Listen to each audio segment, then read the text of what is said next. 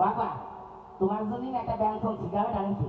খামাস বিড়ি খালি স্বাস্থ্য তুলে ক্ষতি বিড়ি খালি স্টকের কারণ হয় বিড়ি খালি মানুষ মেরে নাই কে কয়দিন আগে দিন দিয়ে গেলাম ডাক্তার পেলো যা খাবা ফরমালিন যুক্ত খাবার খাবা।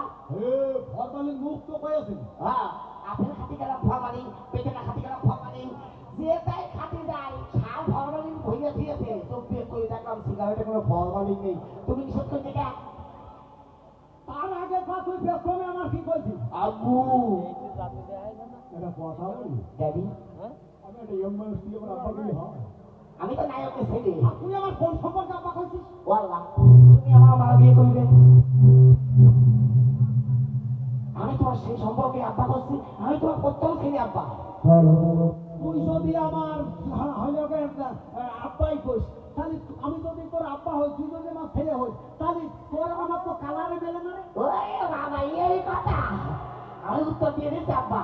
এই জায়গায় যে মা বোনরা আছে যখন যে শ্বাস পিঠে বানায় আব্বা সব খোলা কি একরকম হয় মা বোন?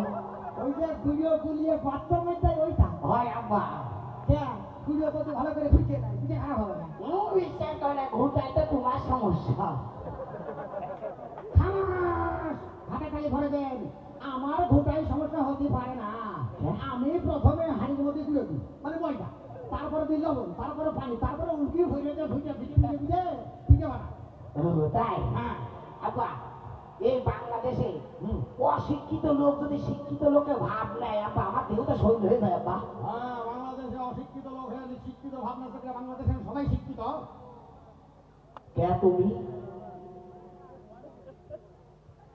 কি করছিস তুমি চাই বলো কে আব্বা? একটা চাইতাম 400 টাকা বললি ভালো টাকা দেয় পরে ভাববেন না কে তুমি কি জানো যে এই বাংলাদেশের ডিগ্রি পাস না করে টাই পড়ার কোনো অধিকার নেই?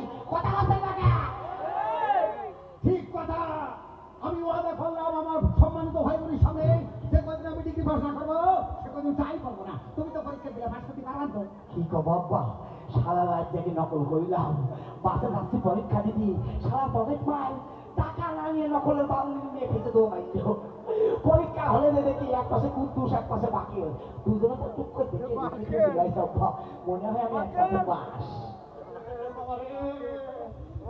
নকল করা শিখাচ্ছে পাকা উলিয়ে মারবো না বাবা ওই আজকে শুনবো আমার তোমার এই ভাষায় ব্যবহারে যারা যারা আজকে তো নকল করতো নকল করার চিন্তায় ছিল আজকে তার নকল করবে না কি ভাই কথা কথা না